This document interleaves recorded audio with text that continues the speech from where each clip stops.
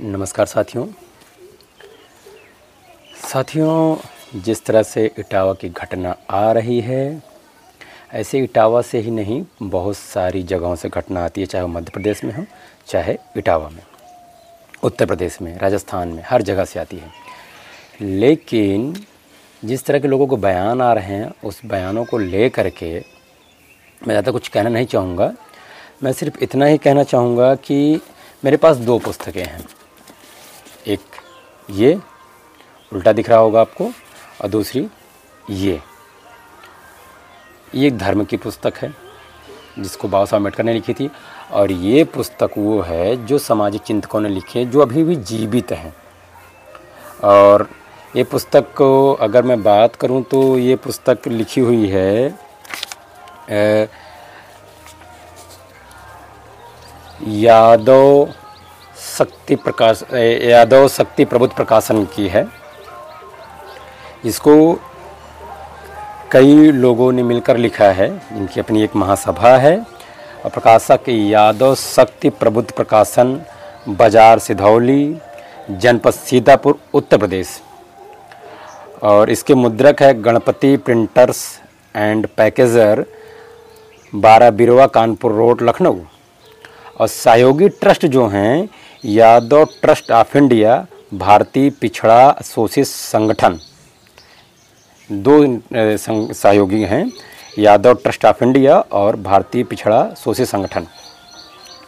और इसमें एक चैप्टर दिया है छोटा सा, मानसिक गुलामी निपटाने का प्रयास, जिसको आचार्य रामलाल लिखते हैं। वो अपना मोबाइल नंबर साथ में देते हैं, और उन्होंने लिखा है बौद्ध धर्म के पतन के बाद 150वीं ईस्वी में अनेक ग्रंथों जैसे वाल्मीकि रामायण, मनुस्मृति, पुराण आदि ग्रंथों की रचना करके ब्राह्मणवाद को पुनर्स्थापित करने का प्रयास किया गया। इसके पश्चात वर्ण व जाति व्यवस्था के कठोर नियम बनाए गए, जिससे धार्मिक शोषण काफ़ी सुदृढ़ बना। साथियों, इतना पढ़ने का विचार मेरा सिर्फ इतना था कि जो मेरे भाई यादव समाज के लोग हैं, मेरे काफ़ी मित्र हैं, जिनका मैंने पिछली वीडियो में नाम भी लिया था और इस बार भी नाम लेना चाहूँगा। सुरेश यादव जी, जिन्होंने मुझसे कई बार फ़ोन करके ऐसी किताबें मंगवाई हैं, और भी बहुत सारे दोस्त हैं मेरे। तो मैं अपने ओबीसी समाज के लोगों से कहना चाहता हूँ, और ओबीसी समाज नहीं, पीडीए समाज के लोगों से कहना चाहता हूँ, जिसके मुखिया, पीडीए का नाम देने वाले मुखिया, उत्तर प्रदेश की राजनीति में पूर्व मुख्यमंत्री आदरणीय अखिलेश यादव जी और वर्तमान सांसद भी हैं, उनको भी संदेश देना चाहूँगा। और समस्त पीडीए परिवार, पीडीए समाज के लोग, पिछड़ा दलित अल्पसंख्यक समाज के लोग, उनसे मैं कहना चाहूँगा कि जो कुछ लोग कह रहे हैं कि जब हम कथा सुन सकते हैं तो कथा कह भी सकते हैं, तो कथा सुनने और कथा कहने का क्या अर्थ निकलता है, इसके बारे में राजकुमार यादव जी ने कहा कि इनको संविधान पढ़ने का शऊर तो है नहीं, और चले हैं कथा बाँचने। तो मैं ऐसे ही लोगों का समर्थन करता हूँ, राजकुमार यादव का समर्थन करता हूँ। और जिन्होंने इस किताब को लिखने का प्रयास किया है, जो भी संगठन के लोग हैं, सभी को सादर नमस्कार करता हूँ मैं।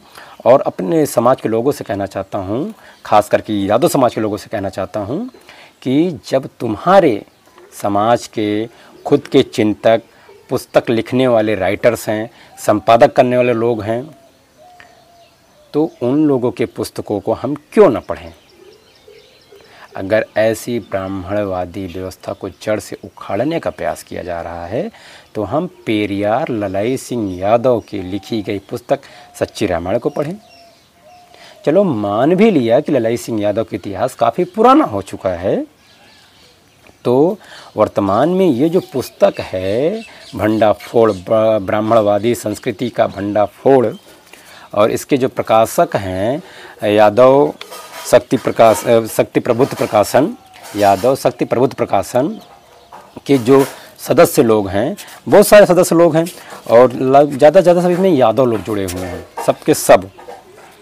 तो उनकी लिखी हुई पुस्तकों को हम क्यों ना पढ़ें? अपने लेखक, अपने प्रकाशक, अपने संत, अपने विचारों को प्रकाशित करने वाले, अपने लेख लिखने वाले लोगों के विचार को हम क्यों ना पढ़ें? लक्ष्मण यादव जी से भी कहना चाहूँगा कि अपने समाज को आप क्यों नहीं समझाते कि ललाई सिंह यादव को पढ़ो। और ललाई सिंह यादव जी के बाद छोड़िए, इसमें कई सारे महापुरुषों का नाम लिया गया है, मैं जिनका एक बारी बारी करके नाम लिखते हूँ, जिन्होंने खुद लिखा है। यादव शक्ति प्रबुद्ध प्रकाशन के लोगों ने खुद लिखा है, जैसे महामानव बुद्ध, तर्कशील संत कबीर, ज्योतिबा फूले, सावित्रीबाई फूले, साहू जी महाराज, पेरियार रामास्वामी नायकर, शेख फातिमा, बाबा साहब डॉक्टर भीमराव अम्बेडकर, पेरिया ललाई सिंह यादव, रामस्वरूप वर्मा, वीरांगना फूलन देवी, जगदेव प्रसाद कुशवाहा, रामस्वरूप वर्मा, ऐसे लोगों को हम क्यों न पढ़े। और इसमें जिन लोगों ने अपने लेख लिखे हैं, जिन्होंने अपने विचार रखे हैं, जो इसके प्रकाशक हैं, इसके लेखक हैं, उन लोगों में से कई नामों में गिनना चाहूँगा।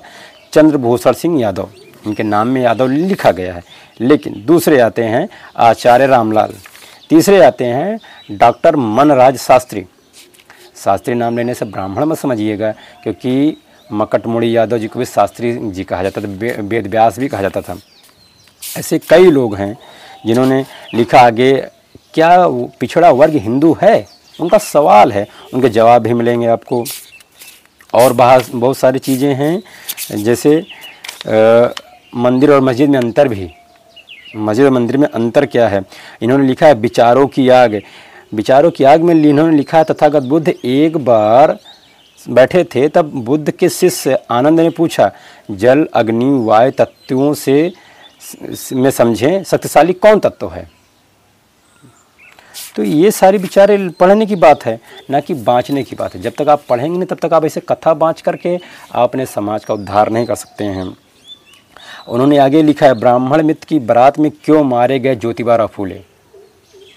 ये तो वही बात हो गई, जैसे यादव जी कूटे गए हैं, वैसे कल पटेल साहब कूटे जाएंगे, मुरारी जी कूटे जाएंगे, कुर्मी कूटे जाएंगे, पाल, गडरिया, कुहार, लोहार, धैकार, कलवार, तेली, तंबोली सब पीटे जाएंगे ऐसे बारी बारी करके। तो ये उन लोगों को लिखना है। क्या हिंदू धर्म जेल के समान नहीं है? उनका अपना विचार है, उनका अपना सोचना है। क्या हिंदू धर्म जेल के समान नहीं है? अगर है तो क्यों है, नहीं है तो क्यों नहीं है, इसका भी लेख इन्होंने इसमें लिखा है। और भी बहुत सारी चीज़ें हैं।